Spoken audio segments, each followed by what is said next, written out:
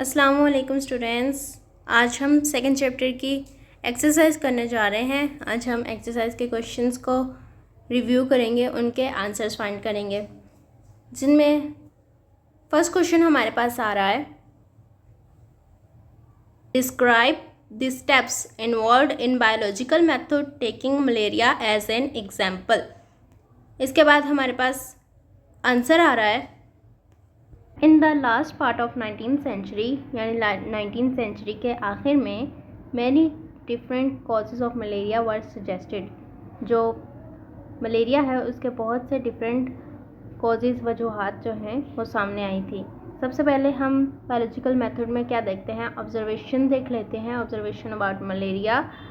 Bye that time there were 4 major observations about malaria. उस वक़्त malaria के बारे में 4 मेजर ऑब्जर्वेशन थी, जो कौन सी हैं, जिसमें पहला आपके पास आता है, malaria and marshy areas have some relation, कि मलेरिया और मार्शी एरियाज़ जो हैं उनका आपस में कुछ ना कुछ रिलेशन है। दूसरा, quinine is an effective drug for treating malaria. जो क्विनीन था वो क्या था, एक इफ़ेक्टिव ड्रग था मलेरिया को ट्रीट करने के लिए। तीसरा, drinking the water from marches does not cause malaria. Marches का वाटर पीने से मलेरिया कॉज नहीं होता था। चौथा, Plasmodium is seen in the blood of malarial patient, कि जो प्लाज्मोडियम है वो उन पेशेंट्स को जिनको मलेरिया था उनके ब्लड में पाया जाता था। Next, we know that a scientist uses whatever information and observation he has and makes one or more hypotheses। हम जानते हैं कि जो साइंटिस्ट है उसके पास कुछ भी ऑब्जर्वेशन हो, इंफॉर्मेशन हो, वो उससे एक या एक से ज़्यादा हाइपोथेसिस बनाता है। नेक्स्ट हमारे पास आ जाता है हाइपोथेसिस अबाउट मलेरिया। तो मलेरिया के बारे में हाइपोथेसिस क्या थी, Plasmodium is the cause of malaria, कि प्लाज्मोडियम जो है उसकी वजह से मलेरिया होता है। नेक्स्ट है हमारे पास एन एक्सपेरिमेंट अबाउट मलेरिया। हम हाइपोथेसिस के बाद हम एक्सपेरिमेंट परफॉर्म करेंगे। एक्सपेरिमेंट क्या था, the next step was to test the deduction through experiment which were designed. अब जो हाइपोथेसिस है उसकी डिडक्शन यही थी कि plasmodium is the cause of malaria, तो उसे एज अ एक्सपेरिमेंट हम टेस्ट करेंगे। कैसे करते हैं, blood of 100 malarial patient was examined. जो 100 मलेरियल पेशेंट थे, वो पेशेंट जिनको मलेरिया था, उनका ब्लड सैंपल लिया गया, उसको माइक्रोस्कोप के अंदर को क्या है एग्जामिन किया गया। To have a control group, the blood of 100 healthy person were also examine under a microscope. अब आपको पता है कि एक्सपेरिमेंट में 2 ग्रुप काम कर रहे होते हैं, एक एक्सपेरिमेंटल ग्रुप और एक कंट्रोल ग्रुप। एक्सपेरिमेंटल ग्रुप में क्या है, 100 जो है वो मलेरियल पेशेंट का ब्लड लिया गया, और कंट्रोल ग्रुप में क्या है, 100 हेल्दी पर्सनस का ब्लड सैंपल लिया गया और उसे भी माइक्रोस्कोप के अंदर देखा गया। नेक्स्ट स्टेप क्या है, नेक्स्ट स्टेप है हमारा रिज़ल्ट। एक्सपेरिमेंट होगी, अब इसकी रिज़ल्ट हम देख लेते हैं क्या था। The result were quite convincing and proved that the hypothesis Plasmodium is the cause of malaria was true. अब जो रिज़ल्ट इससे साबित हुआ वो ये था कि जो प्लाज्मोडियम है वही मलेरिया की वजह है। ये क्वेश्चन हमारे यहाँ पे एंड होता है। नेक्स्ट है हमारे पास क्वेश्चन नंबर 2, इफ़ a test shows that some people have plasmodium in their blood but they do not show any symptom of malaria, what hypothesis would the formulate to answer this problem। अब हमने इसकी hypothesis बतानी है। Hypothesis क्या होगी, answer में hypothesis बता रहे हैं that if some people have plasmodium in their blood but they do not show any symptoms of malaria, then plasmodium is present in term of incubation period। इतना सा इसका आंसर है। हम नेक्स्ट क्वेश्चन देख लेते हैं, question number 3, how the principles of ratio and proportion are used in biological method.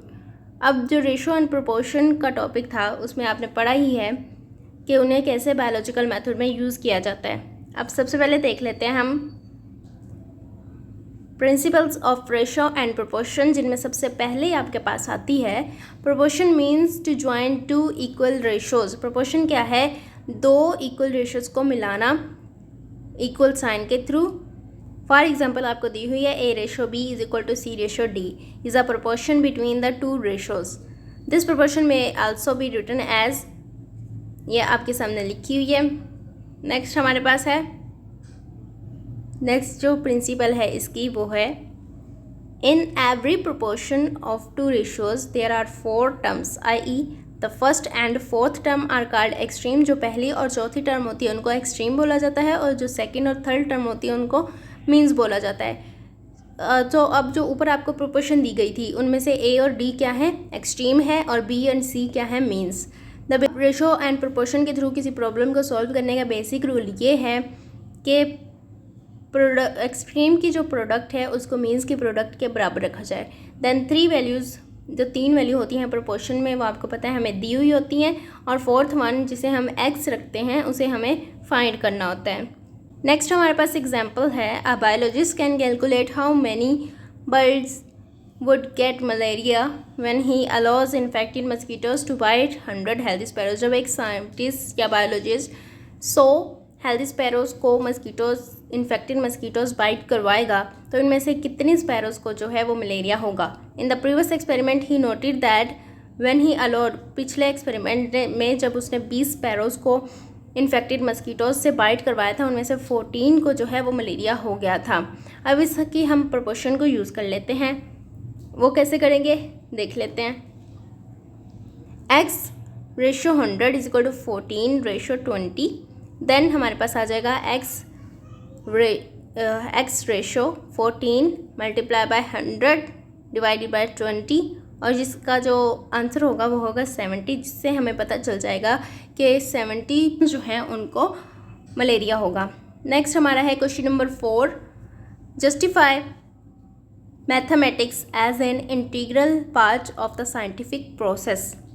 अब इसका आंसर क्या है, the biological method also involve the use of applied mathematics to solve biological problem. जो biological method हैं वो maths को involve करते हैं बायोलॉजिकल प्रॉब्लम्स को सॉल्व करने के लिए। जो बहुत बड़ी बायोलॉजिकल प्रॉब्लम हैं जिनमें मैथमेटिक्स की नॉलेज इस्तेमाल होती है, मैथमेटिक्स को यूज़ किया जाता है, वो है gene finding, protein structure, protein interaction and the modelling of evolution. इसी के साथ हमारे पास आता है बायो इन्फॉर्मेटिक्स। बायो इन्फॉर्मेटिक्स क्या है, Bioinformatics refers to the use of algorithms and computational and statistical technique for the analysis of biological data। ठीक है, ये बायोइन्फॉर्मेटिक्स की डेफिनेशन है। नेक्स्ट है हमारे पास क्वेश्चन नंबर 5, जो क्या है, differentiate between theory and law. अब एक टेबल ड्रॉ कर लेते हैं जिसमें हम थ्योरी एंड लॉ का डिफरेंस जो है वो देखेंगे। फर्स्ट डिफरेंस जो है वो है, a theory is the explanation of that observation. एक थ्योरी जो होती है वो एक ऑब्जर्वेशन की एक्सप्लेनेशन होती है, जबकि लॉ क्या होता है, वो खुद एक ऑब्जर्वेशन होती है। ठीक है, इसका दूसरा हम देख लेते हैं। दूसरा पॉइंट है, a theory require experimentation under various condition. एक थ्योरी जो है उसे एक्सपेरिमेंट्स की ज़रूरत होती है, जबकि a law does not require experimentations. एक लॉ को एक्सपेरिमेंट्स की ज़रूरत नहीं होती है। थर्ड पॉइंट है, a theory can be replaced by another theory. अब जो एक थ्योरी बनाई गई है उसको किसी दूसरी थ्योरी से रिप्लेस या चेंज किया जा सकता है, जबकि एक लॉ जब बन जाता है वो किसी दूसरे लॉ से रिप्लेस्ड और चेंज नहीं किया जा सकता। नेक्स्ट 4(1) हम देख लेते हैं। A theory may be strong और weak according to the amount of evidence available. अब एक थ्योरी जो है वो जितने एविडेंस होंगी उनके मुताबिक जो है स्ट्रॉन्ग भी हो सकती है और वीक भी हो सकती है, जबकि एक लॉ है वो एक यूनिवर्सल ऑब्जर्वेबल फैक्ट है कि एक लॉ स्ट्रॉन्ग ही होता है। नेक्स्ट हमारा क्वेश्चन है question number 6, quantitative observations are better in biological method how. Quantitative observation जो है वो बायोलॉजिकल मेथड में बेस्ट हैं, बेटर हैं, कैसे? आंसर हम देख लेते हैं। Quantitative observations are considered more accurate than qualitative ones। Quantitative observation जो है वो qualitative observation से ज़्यादा accurate समझी जाती है। क्यों?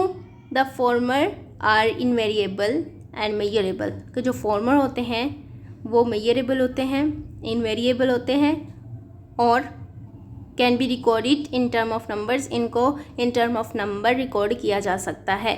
अब हम नीचे आप एक टेबल है उसमें इसकी एग्जांपल दिखा रहे हैं। एक तरफ है क्वालिटेटिव ऑब्जर्वेशन और दूसरी तरफ है क्वांटिटेटिव ऑब्जर्वेशन। जो क्वालिटेटिव ऑब्जर्वेशन है, the freezing point of water is colder than the boiling point. अब जो फ्रीजिंग पॉइंट है वाटर का वो बॉइलिंग पॉइंट से बहुत ज़्यादा है। The freezing point of water 0 degree centigrade. Quantitative में क्या है, वाटर का फ्रीजिंग पॉइंट 0 है और बॉइलिंग पॉइंट 100 है। Next, a litre of water is heavier than a litre of ethanol. 1 litre water जो है क्वालिटी में 1 लीटर वाटर जो है वो 1 लीटर एथेनॉल से ज़्यादा हैवी है। और क्वांटिटी में अ लीटर ऑफ वाटर का जो है वेट जो है वो 100 ग्राम है, जबकि 1 लीटर एथेनॉल का वेट कितना है, 789 ग्राम्स। तो यहाँ पे हमारी एक्सरसाइज एंड होती है।